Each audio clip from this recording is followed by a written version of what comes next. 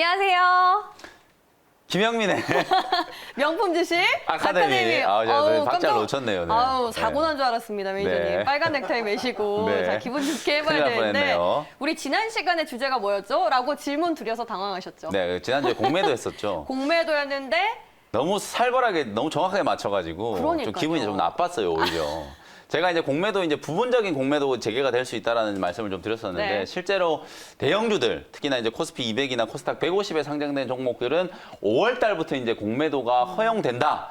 이런 얘기가 나와서 이제 주가가 빠졌다라고 오해하시는 분들이 또 있어요. 사실 그건 아니다. 네. 지금 시장의 전체적인 어떤 트렌드가 약간 이제 우리 시장은 거품을 좀 걷어내기 위한 기간 조정의 이제 과정을 좀 거치고 있는 거고. 그동안 너무 많이 올라서 그렇죠. 공매도가 재개되고 나면 뭐 삼성전자를 공매도를 친다 한들 뭐 얼마나 주가가 빠지겠어요. 사실은 그동안에도 공매도가 있었음에도 불구하고 굳건하게 버텼던 종목들이 좀 많기 때문에 너무 공매도에 대해서 여러분들이 민감하게 좀 반응하실 필요는 없고 다만 한 가지 말씀드리고 싶은 건 많은 개인 투자자분들이 공매도에 대한 피해의식을 갖고 있는 이유가 뭐냐면 실제로 정말 불공정한 거래들이 많이 있었기 때문이거든요. 그럼요, 네. 그런 거래에 대해서는 제가 지난주에도 말씀드렸다시피 반드시 좀 엄벌을 하고 다시는 그런 이제 말 그대로 무차익 공매도 같은 이런 이제 개인 투자자들의 뒤통수를 치는 이런 잘못된 관행들은 반드시 좀 뿌리 뽑을 수 있는 제재가 제도적인 필요하다. 어떤 뒷받침이 좀 돼줬으면 좋겠다라는 말씀도 드리겠습니다. 알겠습니다. 제가 이 얘기를 왜 꺼냈냐면요. 네. 이 자리에 서서 말씀하신 거 치고 안 맞았던 적이 없어서 그렇죠. 너무 무서워가지고 도대체 맞아요. 오늘 주제는 뭐고 네. 또 이걸 어떻게 예측을 해볼 건지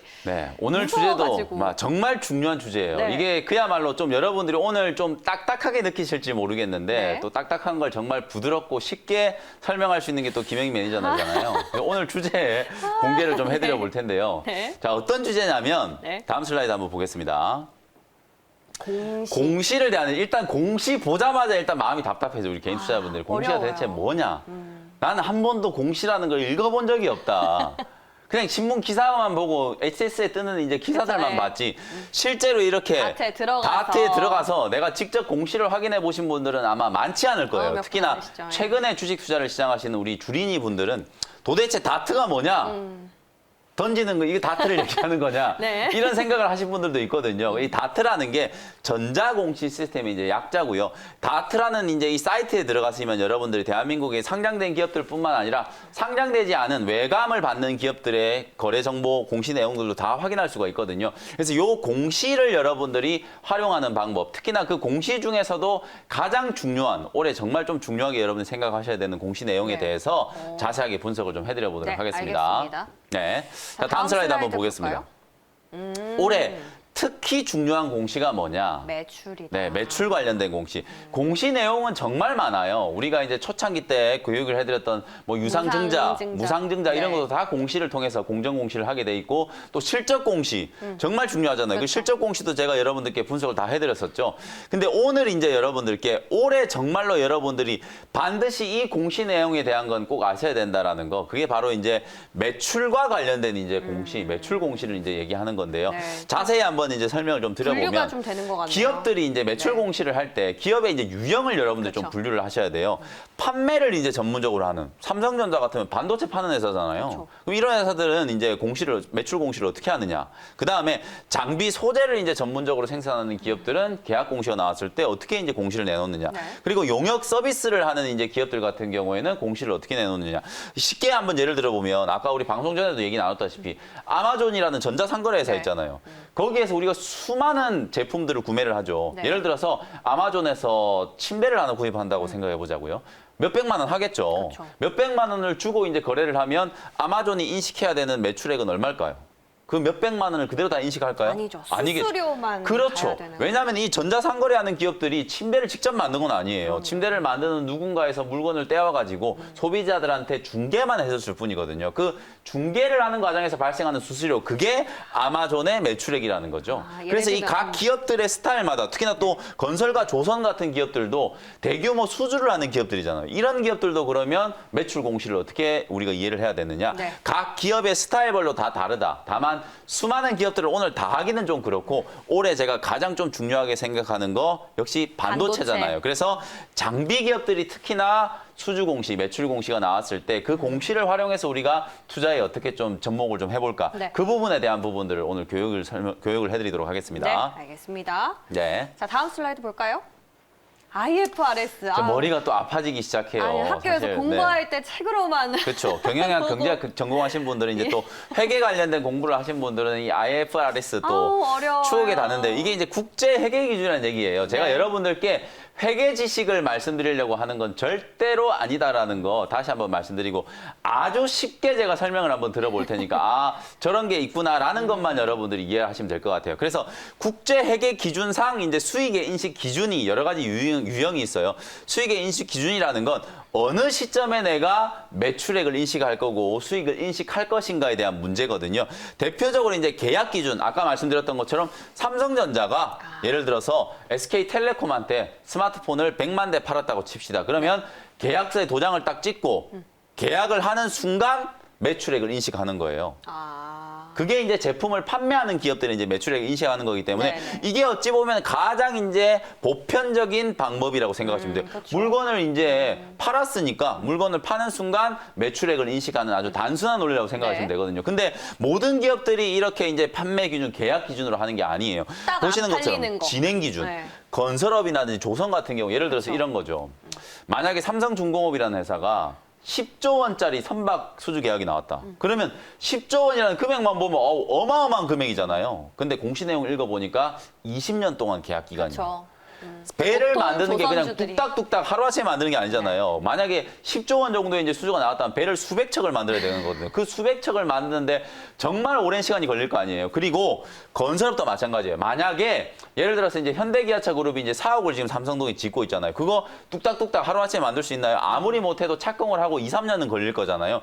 그럼 그게 만들어지는 동안에 그 건물을 짓는 회사 입장에서는 매출을 언제 인식할 거냐라는 거죠. 그게 바로 진행 기준. 말 그대로 배를 이제 한 대를 만든다라고 생각해 보면 배가 올해 한 해 동안에 한 20% 정도 만들어졌다. 네. 그러면 계약 금액의 20% 정도만 매출액으로 인식을 한다는 거예요. 그래요? 그게 바로 진행 기준. 공정률에 따라서 건물도 10층짜리 건물을 올려야 되는데 단순하게 올해 1층만 만들었다. 그러면 10분의 1만 매출액으로 인식을 해야 된다는 거예요. 그럼 통상 이런 기업들은 진행에 따라서 그렇죠. 퍼센트만큼 맞습니다. 매출이. 그래서 건설업이라든지 조선업은 여러분들이 공시를 보실 때 네. 가장 중요한 게 단순히 금액만 놓고 보면 안 그러면 안 된다는 되겠네. 거예요. 네. 그래서 금액이 크다라고 해서 얼마 전에도 여러분들이 카타르에서 우리나라가 100조 원짜리 삼성중공업. 수주했잖아요. 그렇죠. 네. 근데 주가는 오히려 올라가기는커녕 다 빠졌어요. 왜 빠졌냐면 아니 100조 원을 수주했다 그러는데 주가가 왜 빠지느냐. 사실 이 내용을 모르면 이해가 안 되는데 그 100조 원을 수주하고 15년 동안 선박을 만들어야 되는 거예요. 그러니까 그걸 15년 동안에 많은 기업들이 이제 나눠가지고 진행 기준으로 수익을 인식했을 경우에는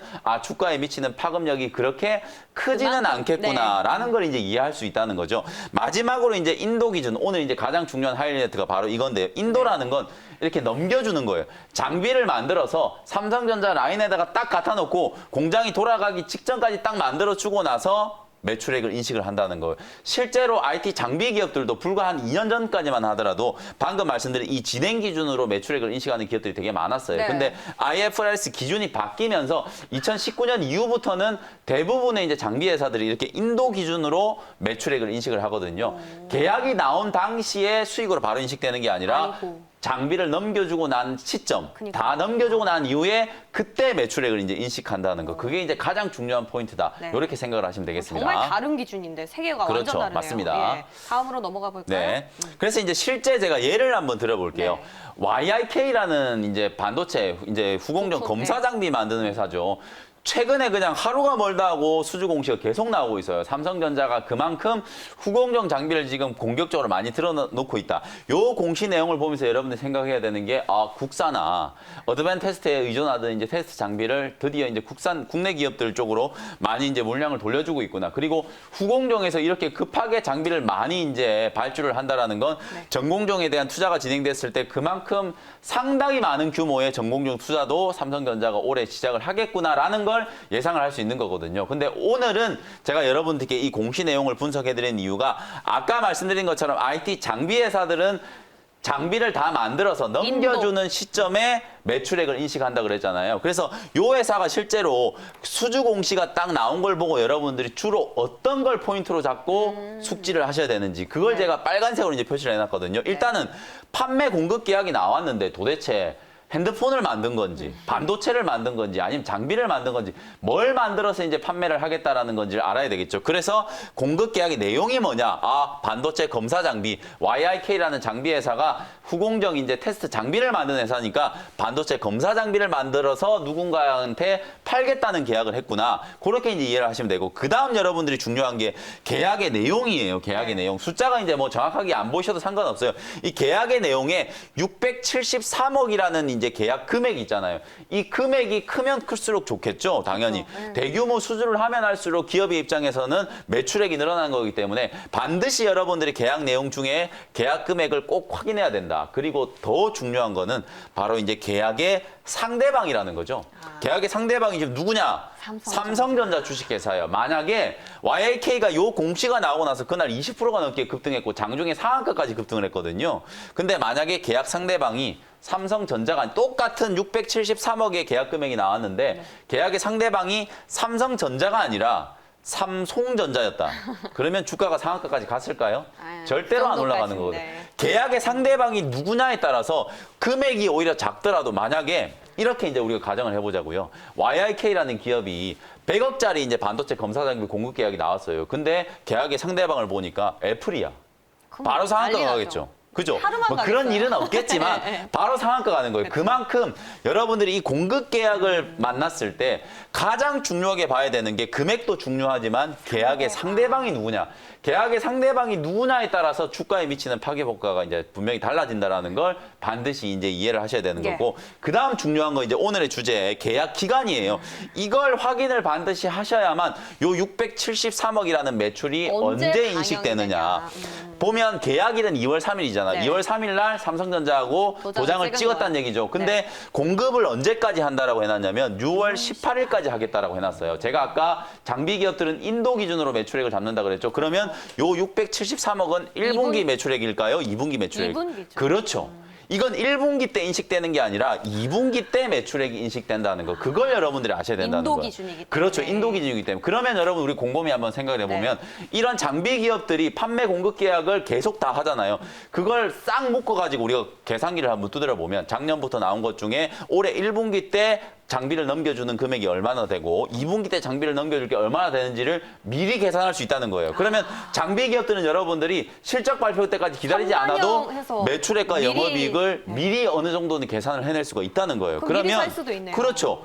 아, 올해 YIK라는 기업이 1분기, 2분기 때 지금 수주가 이렇게 엄청나게 늘어나서 영업이익이 상반기 때 거의 200억이 넘어갈 것 같다. 근데 다른 기업에 비해서 너무 저평가되어 있다라면 이 종목을 실적 발표도 하기 훨씬 전부터 매수를 할 수가 있다는 거예요. 그래서 올해는 반도체 업종을 빼놓고는 여러분들이 시장을 얘기를 할 수가 없다라고 제가 많이 말씀드렸잖아요. 특히나 삼성전자뿐만 아니라 삼성전자의 밸류체인에 속해 있는 장비 소재 기업들이 정말 중요한데요. 그런 기업들이 주가가 자꾸 다 올라가서 매수를 하려고 하지 마시고 오히려 지금처럼 조정을 받고 있을 때 이런 이제 공급 공시들이 많이 나오고 1분기 실적 시즌이 될 때, 2분기 실적 시즌이 될 때 실적이 분명히 좋아질 수 있는 기업들인데도 시장 상황에 따라서는 그런 종목들도 다 같이 빠지거든요. 지금 원익 IPS도 빠지고 있고, 뭐 PSK, 유진테크, 네노라는 장비 기업들이 다 같이 조정을 받고 있단 말이에요. 근데 그런 기업들 중에서 비단 삼성전자뿐만 아니라 뭐 중국의 기업들이라든지 SK 하이닉스 쪽이라든지 수주 잔고가 차곡차곡 쌓이고 있는 기업들 같은 경우에는 매출 인식 기준에 따라서 여러분들이 1분기 때 영업이익이 어느 정도, 2분기 때 매출액이 어느 정도 이걸 미리 따져서 계산을 해볼 수가 있다는 거죠. 그러면 우리가 시장 트렌드를 미리 이제 우리가 판단을 하고 좋은 가격에 훨씬 더 싼 가격에 여러분들이 종목을 매수할 수 있는 기회를 만들 수 있다는 거거든요. 그게 오늘의 이제 핵심이라고 생각을 하시면 되겠습니다. 당장 이제 오늘 저녁부터 가서 계산기 두드려 봐야겠어요. 여러분들이 들고 계시는 장비 종목이 있으시다면 최근 한 6개월 동안에 나온 이제 공급 계약 공시를 찾으셔가지고요. 인도 기준으로 이건 언제 1분기 때 실적이 인식되는지 2분기 때 실적이 인식되는지를 딱 따져가지고 1분기 때 이 회사 어닝 서프라이즈 나오겠는데 근데 주가는 많이 빠져있다. 그러면 충분히 매수를 한번 해볼 수 있다는 거죠. 알겠습니다. 그렇게 활용을 하시면 됩니다. 한 살을 더 보면 좋겠는데. 네, 자, 두 번째 한번 보도록 할게요. 장비 회사 이제 말씀드렸는데 이제 제가 아까 조선, 삼성중공업의 예를 들어줬잖아요. 이것도 마찬가지예요. 가장 먼저 뭘 봐야 된다? 계약의 내용, 공사를 수주했다는 거. 삼성중공업 입장에서 공사라는 건 이제 선박을 얘기하는 거겠죠. 선박을 이제 LNG 선박을 계약을 4척을 이제 수주해가지고 계약 금액이 8,150억이라는 계약 금액이 나와 있어요. 근데 이걸 계약이 나온 당시에 바로 인식을 하느냐, 언제 인식을 하느냐. 제가 진행 아까 기준. 그렇죠. 조선이나 건설은 진행 기준이라 말씀드려요. 그러면 당연히 이제 계약 기간을 봐야 되는 거예요. 2020년에 시작해가지고 2024년까지 무려 4년 동안 지금 배를 만들겠다는 거거든요. 그러면 단순히 우리가 연도별로 이제 계산을 1년에 그냥 4분의 1씩 선박을 건조한다라고 가정을 하면 네. 8천억이 한꺼번에 매출액으로 인식되는 게 아니라 2021년에 2천억, 그 다음에 2천억, 그 다음에 2천억, 2024년에 2천억 이런 식으로 나눠서 인식을 한다는 거기 때문에 8천억으로 봤을 때는 금액이 되게 크다라고 느낄 수 있지만 계약 기간을 감안을 해보면 그렇게 큰 금액은 아니다. 이렇게 이제 생각이 되는 거고 또 하나 제가 아까 제일 중요한 거 뭐라 그랬죠? 계약의 상대방. 계약의 상대방을 보니까 미국의 무슨 어마어마한 이제 머스크 같은 이런 이제 선박 회사라고 생각을 하면은 사실 좀 파급력이 좀 있겠죠. 근데 아프리카 지역에 누군지도 모르는 선주한테 이제 수주를 했다는 거예요. 그러니까 이런 공시는 나와도 그냥 시장에서 묻혀버리는 거죠. 다만 이렇게 이제 묻히는 공시들도 여러분들이 이제 좀 참고를 하실 필요가 있는 건 그렇죠. 결국은 이게 실적에 환전할 수 차곡차곡 쌓이고 있는 거거든요. 네네. 그래서 이런 걸 우리가 뭐라고 하냐면 수주 잔고라고 하는 거거든요. 수주 잔고가 많은 기업들은 앞으로 상당 기간 동안에 영업이익이 좋아질 수 있는 가능성이 내포되어 있는 기업들이기 때문에 당장은 공시가 나오면서 주가가 이제 뜨뜻미지근하게 반응을 한다라고 하더라도 매출 공시가 특히 판매 공급과 관련된 매출 공시가 많이 나오는 기업 같은 경우에는 분명히 여러분들이 계산기를 한번 두드려 볼 필요는 있다. 이렇게 이제 말씀을 좀 드리고요.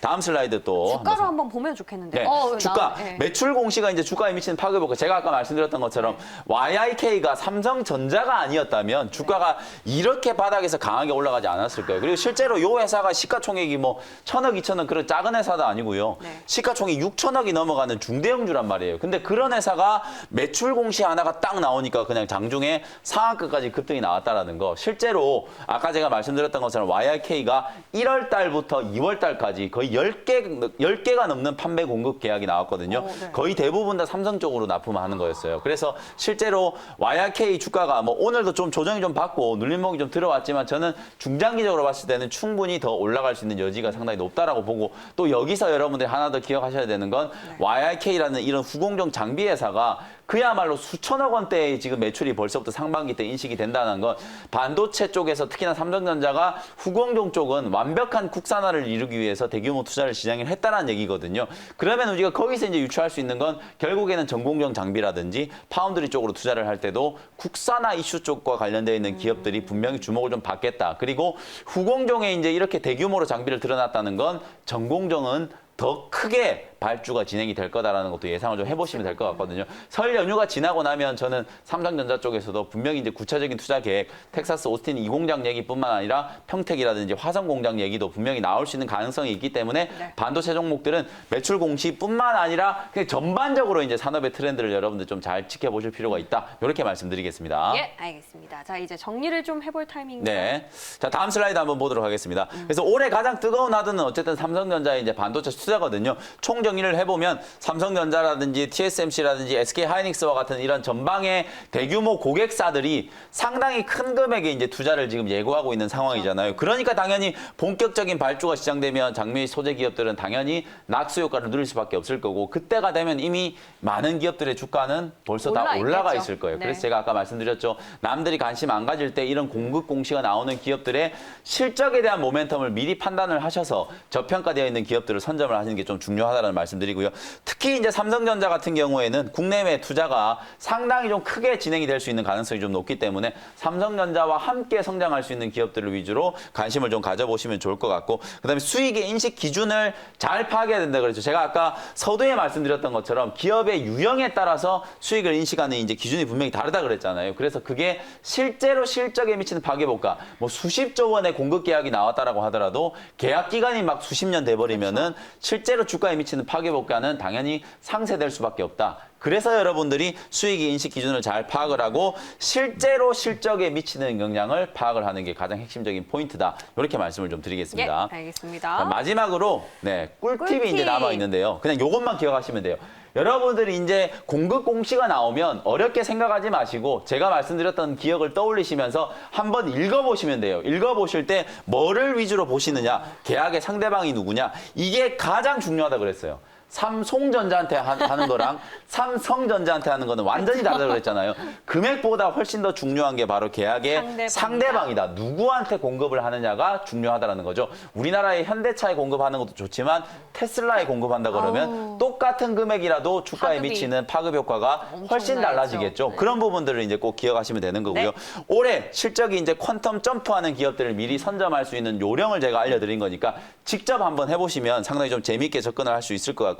결국 주가는 기업의 본연의 가치에 수렴한다는 믿음. 이 무슨 얘기냐면 공시가 나와도 반응이 뜨뜻미지근한 기업들이 있어요. YIK처럼 공시가 나오자마자 바로 상한가 가는 기업이 있는 반면에 좋은 공시가 나왔는데도 오히려 거꾸로 주가가 빠진다거나 반응이 거의 없는 종목들이 있거든요. 근데 그런 공시들도 결국에는 차곡차곡 쌓여서 기업의 가치에 이제 반영이 되는 거기 때문에 장고. 시차를 두고 움직일 수 있는 가능성도 있다. 그래서 핵심적인 내용들만 여러분들 잘 파악하셔서 주가에 미치는 파급 효과를 잘 고려를 하신다면 네. 대응 요령을 아마도 충분히 좀 세우실 수 있지 않을까 이렇게 말씀을 좀 오늘 드리겠습니다. 공시 보는 거 다 가르쳐 주셔서 우리 네. 시청자분들 이제 계산기 두드리시고 매니저님 안 찾는 거 아니에요?